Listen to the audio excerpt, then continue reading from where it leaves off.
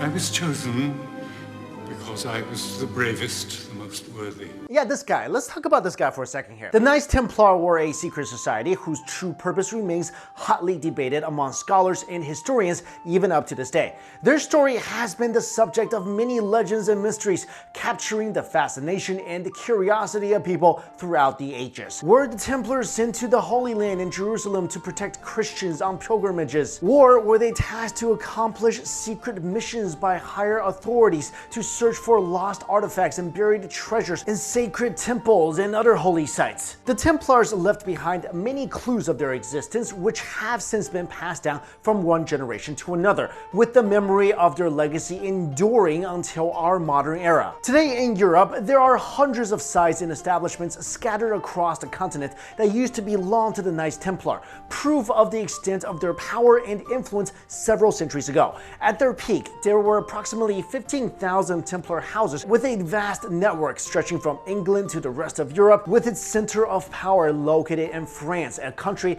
that was once the heart of the medieval world. Looking back at their place in history, the legacy of the Knights Templar can be traced to their humble beginnings, their exceptional growth and rise to power, and the tragic decline of their significance. So where did they come from? After Christian fighters recovered Jerusalem during the First Crusade in 1099, groups of pilgrims from across Western Europe began to visit the Holy Land. Although the city of Jerusalem was relatively safe and secure under the Catholic Church's control, the rest of the Outrimers, or the Crusader states, were not. Bandits and highwaymen preyed upon pilgrims, who were routinely robbed and slaughtered, sometimes by the hundreds, as they tried to reach the interior of the Holy Land. And so in 1119, Hugh Pangs and 8 other knights offered their services to the Patriarch of Jerusalem to protect these Christians on pilgrimages who are headed for the Holy Land. The Pangs approached King Baldwin II of Jerusalem and Warmond, Patriarch of Jerusalem, and proposed the creation of a monastic order for the protection of these pilgrims. The king and the Patriarch agreed to this request, and the king granted the Templars a headquarters in a wing of the royal palace on the Temple Mount, located in the captured Al-Aqsa Mosque,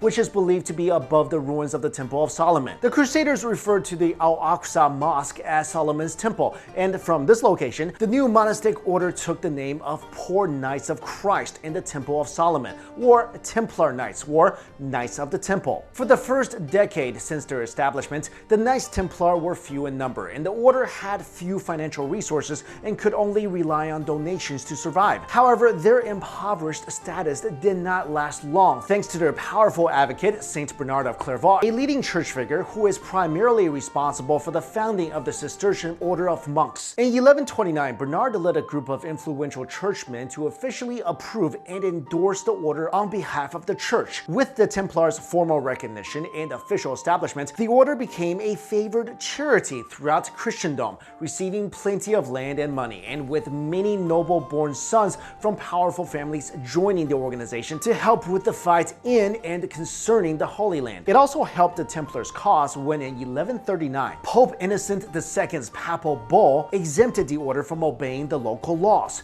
This allowed the Templars to freely pass through all borders, to avoid paying any taxes, and to be exempt from all authority except that of the Pope. Now with a clear mission, abundant resources, and limited restrictions, the order grew rapidly and became very wealthy. And for 200 years, the Knights Templar was the most powerful order in the medieval world. Although the primary mission of the Knights Templar was military in nature, many of them acted in support positions which involved the management of the order's financial infrastructure. While the members of the Templar Order were sworn to individual poverty, they were also given control over massive wealth that go beyond direct donations. Those who were interested in participating in the Crusades were given the option of placing all of their assets under Templar management while they were away. In this manner, the Knights Templar accumulated unimaginable wealth. Then in 1150, the order devised a system which allowed pilgrims to travel without cash and valuables, generating letters of credit debt to those who are journeying to the Holy Land. Pilgrims deposited their possessions with a local Templar preceptory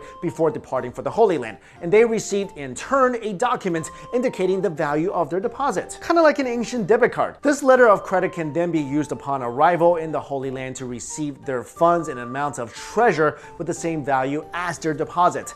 This innovative system was an early form of banking, and the services the Templars offered became the model for today's banking system: money transfers, pension plans, and traveler's checks. Because of many donations and their various business dealings, the order acquired large tracts of land in Europe and in the Middle East. They bought and managed farms and vineyards. They built several stone cathedrals and castles, and at one point they even owned the entire island of Cyprus. But the good times did not last. In the mid-12th century, the tide began to turn in the Crusades, with the Muslims becoming more united under effective leadership, while dissent arose among the Christian factions. The occasional disputes and decades of internal feuds weakened the political and military positions of the Christians. With the failure of the Crusades and the subsequent closure of the passage to the Holy Land, the Templar Order soon lost its founding purpose, becoming instead a standing army roaming Europe with no battle to fight and no one to answer to. This brought the Templars a lot of attention, and because of their wealth and political power, they became the target of other powerful forces that saw them as a threat to the power structure in the continent. So in 1302, King Philippe IV of France came into conflict with the Pope, and in an effort to strike a crippling blow against the papacy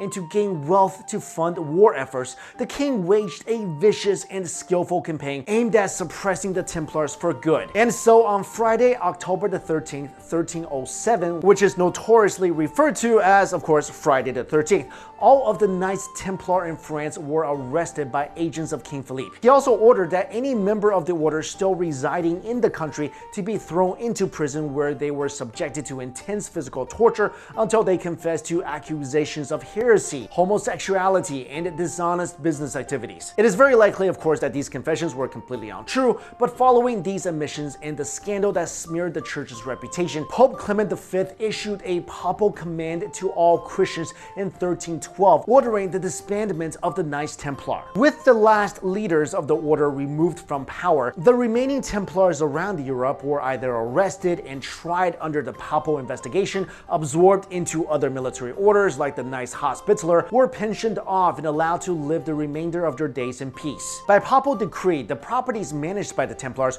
were transferred to the Knights Hospitaller, since the military order absorbed many of the Templar members. So in conclusion, given their fascinating military mission and their extensive financial resources and social significance during its period of existence, the Knights Templar have become associated with legends concerning secrets and mysteries that have allegedly been hidden down to a select few from ancient times. For example, while most historians agree that the Knights Templar fully disbanded 700 years ago, there are still those who argue that the order had been operating underground and remains in existence even to this day. And maybe I've been watching a little too much National Treasure, but I personally don't believe that this organization just all of a sudden disbanded entirely. There are definitely a lot of secrets hidden within them, and maybe some of those secrets or mysterious treasures were passed on to this day. But let me know what you guys think. Do you believe that the Templars just slowly disbanded and there were just no more? Or maybe they're still here today, hiding in plain sight, and disguised as wealthy bankers, or head of some secret organization, or the Monopoly guy? Let me know what you think in the comments below. Thank you all so much for watching this video. I'll see you later.